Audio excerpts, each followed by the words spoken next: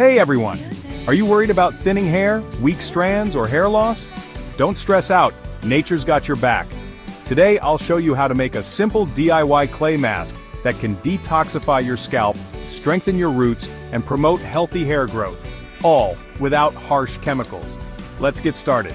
First things first, your scalp is the foundation of your hair. If it's clogged with dirt, oil, or toxins, your hair follicles weaken, leading to breakage and hair loss. But here's the good news. Clay is nature's detox for your scalp. It helps deep cleanse and remove buildup, balance oil production, great for both oily or dry hair, and it stimulates circulation for stronger, healthier hair growth. Ready to give it a try? Let's make the mask. This 5-ingredient mask is super easy to make. Step 1. In a wooden or porcelain bowl, mix fine green clay with water. Remember, avoid metal, it reduces clay's benefits. Step 2. Add a few drops of lavender or mint essential oil. This soothes the scalp and boosts circulation. Step 3. Mix in 1 to 2 tablespoons of olive or almond oil for deep hydration and nourishment. Step 4.